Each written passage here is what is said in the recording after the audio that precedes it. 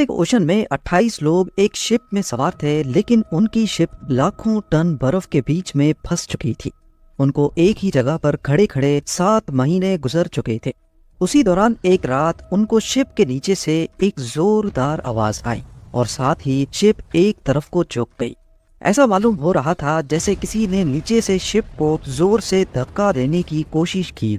इसके बाद जो हुआ वो उनके वहमो गुमान में भी नहीं था।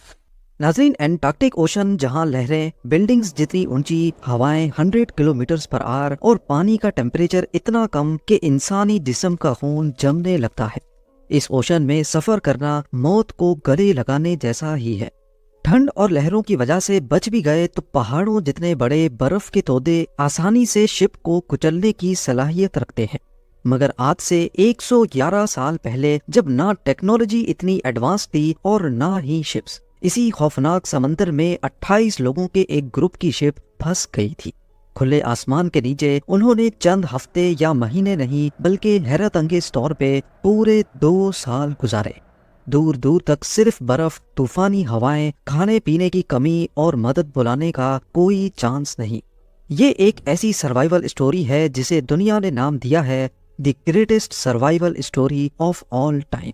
इस स्टोरी के हीरो हैं सर अर्नेस्ट शैकलटन, जो एक एक्सप्लोरर थे और उनका मिशन था इंसानी जिस्म की ताकत का एंड्योरेंस टेस्ट करना। और इसी वजह से इन्होंने अपनी शिप का नाम भी एंड्योरेंस ही रखा था। उन्होंने अपनी जिंदगी में कई खौफनाक मिशंस किए थे। 1901 में वो एंटार्क्टिका तक पहुंचने के मिशन का हिस्सा रहे, लेकिन 750 किलोमीटर दूर से ही वापस हो गए। 1907 में भी उन्होंने दोबारा इस मिशन को गले लगाया, लेकिन सिर्फ 150 किलोमीटर पहले उनको वापस पलटना पड़ा। और अब की बार 1914 में उनका प्लान न सिर्फ एंटार्क्टिका पहुंचने का था, बल्कि उन्होंने इस कॉन्टिनेंट को पैदल क्रॉस करने का इरादा किया था। वजह सिर्फ ये थी कि सर अर्नेस्ट शैकलटन वो करना चाहते थे जो आज से पहले किसी ने नहीं किया हो। इस मिशन को इंपीरियल ट्रांस एंटार्क्टिक एक्सपीडिशन का नाम दिया गया, और क्योंकि इस मिशन की नेचर काफी खतरनाक थी, कोई भी इस मिशन पे जाने के लिए राजी नहीं था। सर अर्नेस्ट के लिए सबसे पहला चैलेंज था अपने एक्सपीडिशन के लिए क्रू को ढूंढना। तभी उन्होंने एक एडवर्टाइजमेंट लिखी और उसे द टाइम्स न्यूज़पेपर में पब्लिश करवा दिया। याद रहे कि ये कोई आम टूर ऑपरेटर का इश्तिहार नहीं था। इसके शुरुआती अल्फाज थे man wanted for hazardous journey. इसमें साफ साफ लिखा गया था कि पैसे बहुत कम मिलेंगे, जानलेवा सर्दी का सामना होगा, कई महीनों तक अंधेरे में रहना पड़ेगा, पल पल खतरों से खेलना होगा और सही सलामत वापसी की कोई गारंटी नहीं। सर अर्नेस्ट उन लोगों को अट्रैक्ट करना चाहते थे जो खतरों के सामने डरते नहीं हों। जल्द ही उन्होंने 27 लोगों के क्रू को हायर कर लिया।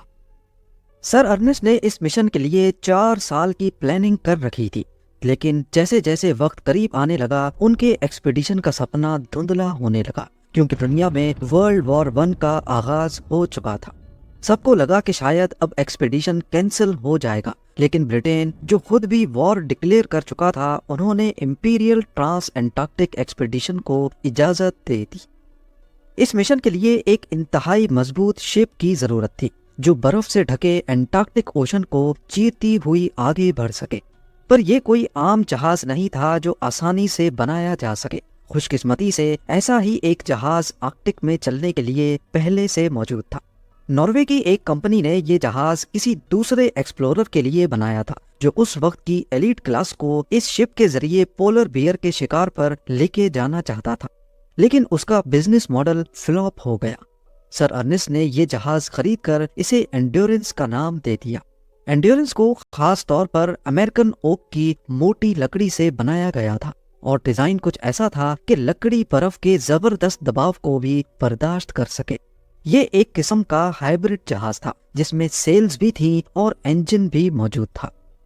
अब आखिरकार वो दिन आ ही गया जिसका सर अर्नेस्ट को पिछले कई सालों से इंतजार था। 8 अगस्त 1914 को एंड्योरेंस ने इंग्लैंड के शहर प्लिमथ से सफर का आगाज किया। अगले 4 महीनों तक वो अटलांटिक ओशन में ही सफर करते रहे। पहले वो अर्जेंटीना गए, फिर वहां से साउथ जॉर्जिया आइलैंड, और वहां पे आखिरी तैयारियां मुकम्मल करने के बाद 5 दिसंबर 1914 को उन्होंने जहाज की डायरेक्शन एंटार्क्टिक ओशन में वेडल सी की तरफ कर दी। اینڈورنس میں 28 لوگوں سمیت 50 بڑی نسل کے کتے بھی تھے جن کو انٹارکٹیکا کی برف میں ساز و سامان وغیرہ کھینچنے کے کام میں لایا جانا تھا۔ 46 دنوں تک یہ سفر چلتا رہا اور اب وہ صرف ایک دن میں ہی انٹارکٹیکا کے کوسٹ پہ پہنچنے والے تھے، لیکن پھر 18 جنوری 1915 کو پہلی مصیبت نے ان کا راستہ روک دیا۔ ہوا کچھ یوں کہ ویڈل سی کے اوپر برف کی لیئرز موٹی سے موٹی ہوتی گئیں اور ایک پوائنٹ پہ آ کر یہ لیئرز 18 فیٹ تک موٹی ہو گئیں، اور اب اینڈورنس میں اتنی طاقت نہیں تھی کہ انہیں چیر کر آگے بڑھ سکے۔ یہ برف کہیں کہیں اتنی کمزور بھی تھی کہ یہیں سے پیدل سفر کو شروع کرنا بھی ممکن نہیں تھا۔ اینڈورنس اپنی منزل واسل بے سے لگ بھگ 130 کلومیٹر پہلے ہی برف میں پھنس چکی تھی۔ شروعات میں لگا کہ شاید یہ مسئلہ عارضی طور پہ آیا ہے، لیکن اصل میں یہ امپیریل ٹرانس انٹارکٹک ایکسپیڈیشن کے راستے میں آنے والا سب سے بڑا مسئلہ ثابت ہوا۔ کئی دنوں تک لگاتار کوششیں کرنے کے بعد انہوں نے 300 ٹن وزنی شپ کو مینولی آگے بڑھانے کا فیصلہ کیا۔ لگاتار اگلے 2 دنوں تک برف کو کاٹنے اور راستہ بنانے کا کام کرتے کرتے کریو بالکل ایگزاسٹ ہو گیا، لیکن یہ کام ان کی سوچ سے بھی زیادہ مشکل تھا۔ کئی دنوں کی محنت کے بعد وہ شپ کو محض 300 میٹرز تک ہی آگے بڑھا سکے، لیکن اس کے بعد اینڈورنس دوبارہ پھنس گئی۔ 1 مہینے تک شپ کو آزاد کروانے کی کوششوں کے بعد آخر کار 14 فروری 1915 کو سر ارنسٹ نے ہمت ہار لی۔ انہوں نے فیصلہ کیا کہ شپ کو برف کی نیچرل موومنٹ پہ ہی چھوڑ دیا جائے، ہو سکتا ہے سردیاں ڈلتے ہی برف خود ہی ٹوٹ جائے۔ اس دوران اینڈورنس ایک ونٹر اسٹیشن کا کام دے رہی تھی۔ کریو اس میں اپنے روٹین کا کام کرنے لگے، پر فرق صرف اتنا تھا کہ شپ اب ایک ہی جگہ کھڑی تھی۔ کریو کا جذبہ بہت اونچا تھا اور سر ارنسٹ نے شپ پر ایک ڈسپلن قائم کر رکھا تھا۔ وہ لوگ دن بھر مصروف رہنے کے لیے ڈسکشنز کرتے، سوکر کھیلتے، ایک دوسرے کا ہیئر کٹ کرتے اور کوکنگ میں ٹائم گزارتے تھے، صرف اس انتظار میں کہ ایک دن برف ٹوٹ کر ان کو آگے یا پیچھے جانے کا راستہ دے گی۔ اینڈورنس میں کریو کے دن گزرتے گئے اور سب آپس میں ایک دوسرے سے مزید کلوز ہو گئے، یہاں تک کہ جانوروں کے ساتھ بھی ایک ایموشنل اٹیچمنٹ ہونے لگی۔ سب کو امید تھی کہ ایک دن وہ کسی سویلائزیشن کے قریب پہنچ جائیں گے، پر شاید قدرت کو کچھ اور ہی منظور تھا۔ اپریل 1915 میں برف ٹوٹنے تو لگی، لیکن بڑھتے ہوئے پریشر کی وجہ سے برف کی لیئرز ایک دوسرے پر چڑھنے لگی اور یہ ایک انتہائی ان ایکسپیکٹڈ ایونٹ تھا۔ کمپریس ہوتی کروڑوں ٹن برف نے اینڈورنس پر بھی پریشر دینا شروع کر دیا۔ اس پوائنٹ پر سب سے زیادہ ضروری تھا کہ شپ کو برف کے پریشر سے آزاد کیا جائے، لہٰذا سب نے مل کر برف کو ہٹانے کا کام کیا۔ کچھ ہفتوں کی محنت کے بعد یہ مصیبت تو ٹل گئی، لیکن خطرہ ابھی بھی باقی تھا۔ 14 جولائی 1915 کی رات اچانک شپ کے نیچے سے ایک زوردار آواز آئی اور اینڈورنس ایک طرف کو جھک گئی۔ کسی کو معلوم نہیں تھا کہ آخر ہوا کیا ہے، کیا یہ ویل کی ٹکر تھی یا کچھ اور۔ جیسے تیسے رات گزر گئی، لیکن صبح ہوتے ہی جو دکھا وہ قابل یقین نہیں تھا۔ کمپریس ہوتی برف کی لیئرز نے شپ کو نہ صرف ایک طرف جھکا دیا تھا، بلکہ اب اس کا رڈر جس کی مدد سے شپ کو ٹرن کیا جاتا ہے پوری طرح ٹوٹ چکا تھا۔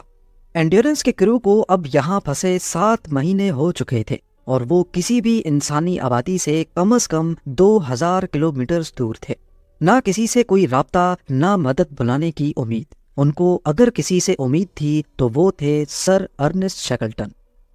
18 اکتوبر 1915 امپیریل ٹرانس انٹارکٹک ایکسپیڈیشن کے سپنے چکنا چور ہو چکے تھے۔ 9 مہینوں سے مشن کا کریو ایک ہی جگہ پر پھنسا تھا۔ تبھی ایک رات اچانک پریشر کی ایک لہر آتی ہے جس نے اینڈورنس کو پلک جھپکتے ہی 30 ڈگری ایک طرف جھکا دیا۔ اب شپ کے لیک ہونے کا خطرہ سروں پر منڈلانے لگا۔ کچھ جگہوں پر کریکس کی وجہ سے پانی اندر بھرنا بھی شروع ہو گیا۔ سارے کریو نے مل کر رات بھر کام کیا کہ کسی طرح شپ کے اندر پانی نہ بھر پائے، پر ان کے سر پر چھت کا سہارا شاید یہیں تک تھا۔ 27 اکتوبر 1915 کو سر ارنسٹ شیکلٹن نے شپ کو خالی کرنے کا آرڈر دے دیا، کیونکہ زندگی بچانے کا اب صرف یہی ایک طریقہ تھا۔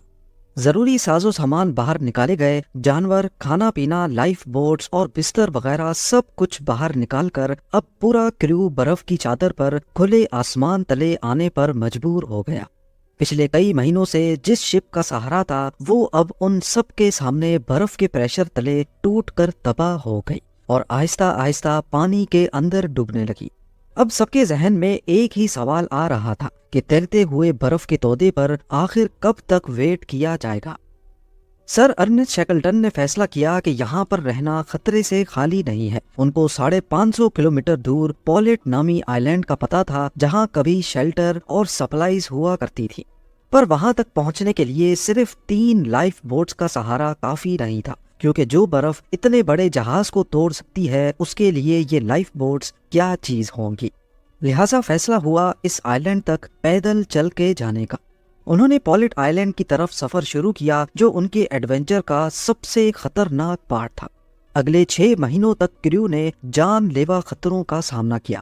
وہ جس آئس شیٹ پر کیمپ لگاتے اس میں یا تو سوراخ پڑ جاتے یا وہ پانی کے بہاؤ کے ساتھ تیرنے لگتا۔ خوش قسمتی سے یہ آئس شیٹس تیر کر آہستہ آہستہ پولیٹ آئی لینڈ کی طرف ہی جا رہی تھی، لہٰذا سر ارنسٹ نے فیصلہ کیا کہ وہ آئس شیٹ پر ہی تیرتے تیرتے پولیٹ آئی لینڈ تک پہنچیں گے۔ کریو کے پاس اب کھانا پانی سب ختم ہو چکا تھا۔ ان کو تیرتی ہوئی آئس شیٹ نما آئی لینڈ پر جو کچھ ملتا وہ اسے شکار کرنے کی کوشش کرتے تھے، جیسے پینگوئنز اور سیلز وغیرہ۔ فیبروری 1916 انہیں سفر پر نکلے اب 13 مہینے ہو چکے تھے۔ اب کنڈیشن یہ تھی کہ وہ لوگ ایک وقت میں صرف ایک بسکٹ پر گزارا کرنے جیسے ہو گئے۔ اگلے مہینے تک پولیٹ آئی لینڈ کا انتظار کرتے کرتے حالات اتنے خراب ہو گئے کہ ان کو اپنے کتوں کو بھی مارنا پڑا۔ اب اگلے کچھ دنوں تک گزارے کا بندوبست ہو گیا۔ ان کو امید تھی کہ پولیٹ آئی لینڈ پر پہنچ کر کچھ سپلائیز مل جائیں گی، لیکن جس تیرتے آئی لینڈ پر وہ سوار تھے اس نے اپنی ڈائریکشن بدل لی اور وہ پولیٹ آئی لینڈ کے بجائے ایلیفینٹ آئی لینڈ تک جانے لگا۔ اگلے کئی دنوں تک سمندر میں طوفانی منظر تھا۔ ٹیمپریچر -20 ڈگری تک گر گیا اور کئی کریو ممبرز کو فراسٹ بائٹ ہونے لگا۔ ان سب کے منہ اور زبانیں اتنی سوج چکی تھیں کہ کچھ نگلنا بھی مشکل تھا۔ دیکھتے ہی دیکھتے اپریل 1916 آ پہنچا۔ ٹوٹی ہوئی برف کی شیٹ کے سہارے وہ کیسے بھی کر کے ایلیفینٹ آئی لینڈ تک پہنچنے میں کامیاب ہو گئے۔ پچھلے 16 مہینوں میں وہ پہلی بار زمین کے حصے کو چھو رہے تھے۔ ایلیفینٹ آئی لینڈ پر انہوں نے سکھ کا سانس تو لیا، لیکن یہ آئی لینڈ پوری طرح بنجر تھا اور یہاں زیادہ عرصے تک رہنا پاسبل نہیں تھا، خاص کر فوڈ سپلائیز کے ختم ہونے کے بعد۔ صرف ایک امید تھی اور وہ تھی یہاں سے 1300 کلومیٹر دور ساؤتھ جارجیا آئی لینڈ۔ سر ارنسٹ شیکلٹن نے فیصلہ کیا کہ وہ لائف بوٹ میں ساؤتھ جارجیا آئی لینڈ تک جانے کا یہ سوئسائڈل مشن کریں گے۔ انہوں نے کریو میں سے کچھ لوگوں کو چنا اور 24 اپریل 1916 کو ایلیفینٹ آئی لینڈ سے ساؤتھ جارجیا آئی لینڈ کے لیے روانہ ہو گئے۔ یہ راستہ دنیا کے سب سے خطرناک سمندری راستوں میں سے ایک مانا جاتا ہے۔ انہیں ایسی لہروں کا سامنا کرنا پڑا جو 90 فیٹ تک اونچی تھی۔ برفانی ٹھنڈ اتنی شدید تھی کہ جسم کا ہر حصہ جمنے لگا۔ ان سب مشکلات کے ساتھ ساتھ ان کو یہ سفر بنا GPS اور بنا کمپس کے کرنا تھا، صرف تاروں اور سورج کی مدد سے۔ ہر دن وہ جی جان کا زور لگانے کے باوجود 80 کلومیٹر سے زیادہ کا ڈسٹینس کور نہیں کر پائے۔ 16 دنوں کے بعد 10 مئی 1916 کو آخر کار سر ارنسٹ شیکلٹن اور 5 کریو ممبرز ساؤتھ جارجیا آئی لینڈ پر پہنچنے میں کامیاب ہو گئے، پر یہاں ایک مسئلہ تھا۔ وہ ساؤتھ جارجیا آئی لینڈ کی غلط سائڈ پہ پہنچ چکے تھے۔ ان کے سامنے تھے 4000 فیٹ اونچے پہاڑ۔ اگلے 36 گھنٹوں کی مسلسل چڑھائی کے بعد وہ آخر کار دوسری طرف پہنچ گئے جہاں پر ویلنگ اسٹیشن تھا۔ شیکلٹن کی حالت اتنی خراب تھی کہ ویلنگ اسٹیشن پر لوگ انہیں پہچان ہی نہیں پائے۔ کسی کو بھی یقین نہیں آیا کہ تقریباً 1.5 سال پہلے نکلنے والے سر ارنسٹ اس حالت میں یہاں پہنچے ہیں۔ 3 دنوں تک ساؤتھ جارجیا میں رہنے کے بعد سر ارنسٹ واپس نکل پڑے ایلیفینٹ آئی لینڈ کی طرف، جہاں وہ 22 لوگوں کو بری حالت میں چھوڑ کر نکلے تھے۔ انہوں نے ایلیفینٹ آئی لینڈ پہنچنے کے لیے کئی ناکام کوششیں کی۔ آخر کار 30 اگست 1916 والے دن ان کو دور سے ہی ایلیفینٹ آئی لینڈ پر دھواں اٹھتا دکھائی دیا جو سگنل کے لیے جلایا گیا تھا۔ سر ارنسٹ کو معلوم نہیں تھا کہ ان کے کتنے لوگ زندہ بچے ہیں، پر قریب آنے پر حیرت انگیز طور پہ انہوں نے تمام ایلیفینٹ آئی لینڈ کے کریو کو زندہ اور صحیح سلامت پایا۔ 8 اگست 1914 کو وہ پہلی بار انگلینڈ سے نکلے تھے پورے 2 سال اور 22 دنوں کے بعد انہوں نے اپنی پوری ٹیم کو صحیح سلامت واپس اپنے گھر پہنچا دیا۔ بے شک انہوں نے اپنا اصل مشن کبھی پورا نہیں کیا۔ پہلے بھی 2 بار انہوں نے ساؤتھ پول تک پہنچنے کے فیلڈ اٹیمپٹس کیے اور امپیریل ٹرانس انٹارکٹک ایکسپیڈیشن میں بھی وہ 120 کلومیٹر پہلے ہی پھنس گئے تھے، پر ان کی اس سروائیول اسٹوری نے انہیں وہ مقام دلایا جو شاید انہیں مشن کمپلیٹ کرنے پر بھی نہیں مل سکتا تھا۔ اس واقعے کے 107 سالوں کے بعد سال 2022 میں انڈیورنس کو انٹارکٹک اوشن میں آخر کار ڈھونڈ لیا گیا۔ انڈیورنس آج بھی 3000 میٹر نیچے اوشن فلور پر موجود بالکل پرفیکٹ حالت میں پریزروڈ ہے، یہاں تک کہ اس پر لکھا نام بھی صحیح سے پڑھا جا سکتا ہے۔ یہ ویڈیو بھی آپ لوگ بھرپور لائک اور شیئر کریں گے۔ آپ لوگوں کے پیار بھرے کامنٹس کا بے حد شکریہ۔ ملتے ہیں اگلی شاندار ویڈیو میں۔